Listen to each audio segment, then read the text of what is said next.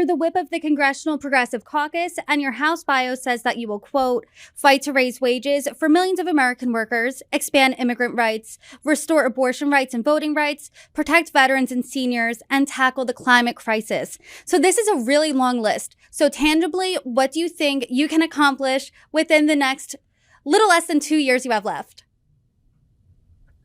We want to make sure we protect American workers. And so I am going to be working very hard on the Farm Bill. It's a bill that tends to pass with bipartisan majorities every 5 years or so in Congress. This is a Farm Bill year, and hope to work on the Farm Bill to make sure that our farm workers and the people working in slaughterhouses and our small farmers get adequate protections so that they can get the wage increases, the safety protections, and the good jobs that we believe that the agriculture industry should be creating for the everyday person.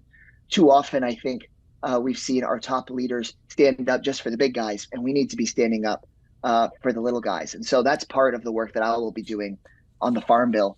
I also recognize that there's important work that I can do on behalf of American workers, regardless of whether a bill passes or not. For example, in my district, we currently have ongoing the first strike of Google workers in the country. They are workers that make YouTube music run. And I recognize that I know that the newsroom is in part sometimes watched by folks on YouTube. So y'all may be watching and listening through a Google product. And you have workers demanding better wages from Google. Folks making as little as $19 an hour making YouTube music are on strike. And myself and Senator Bernie Sanders recently published a letter asking for those folks' union rights to be protected so that they can negotiate a higher wage for those YouTube workers. And so those are just a few examples of how we can start helping people right now, regardless of who controls the House, regardless of who controls the Senate. On the question of abortion care, we want to be working directly with providers of abortion medication, work directly with the Biden administration as well to make sure that in states where abortion care is banned, like in Texas, that we can still get people access to abortion care by helping people travel out of state, by helping make sure people can easily access medication abortion where it is legal. There is a lot of work that I think members of Congress can do, regardless of who controls the House, just by advocating for our constituents. Congressman, it's interesting you mentioned the Farm Bill off of the top. I was talking to one of your colleagues, Representative Nikki Budzinski, and she said the same exact thing. Yeah, there are certain bills that are essentially must-pass bills that make their way through the Congress, like the FAA reauthorization and the Farm Bill. Those are really important bills that every member of Congress tries to have some input on. And my input will be trying to support small farmers and then trying to support those workers that so often get overlooked in the agriculture industry. And she also said this could be a good area to find bipartisan support as well.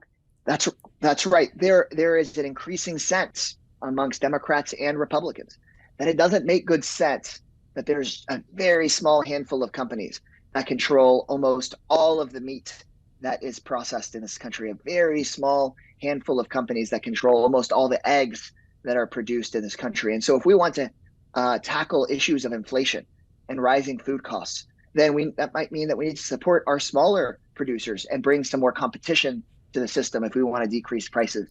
And I would hope that that's something that we can get agreement from some number of Republicans on. Congressman, before I let you go, I would like to do a rapid fire Q&A with you. So I'll give you some quick questions. You give me some quick answers. What do you think about that? That sounds good. Great. So first question, what surprised you the most since being elected to Congress?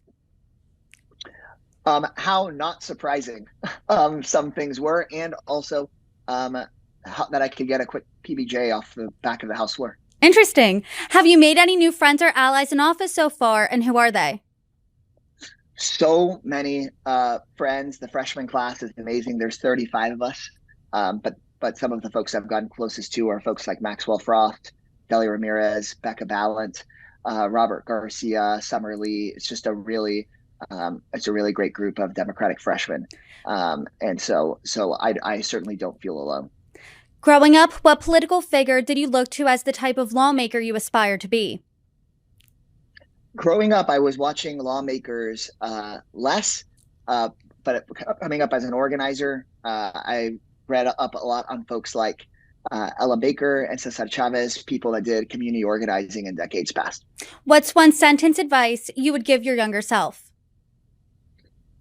Um, you're going to be surprised about some of this, about kind of where this is headed. I never thought that I would be a member of Congress. Describe today's Democratic Party in one word. Oh, in one word. That, under Leader Jeffries, I think the word we've been using is momentum. Describe today's Republican Party in one word. Oh, that one's even harder in one word. I'd say right now I'm disappointed. President Biden hasn't announced a 2024 bid yet officially, but yes or no, do you want President Biden to run for re-election? Yeah, I expect the president will announce, and I'll support him.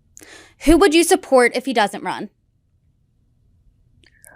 If he doesn't run, then it'll be really interesting to see who does. But I think I would support the person that meets right at the point of both being able to win and being a progressive.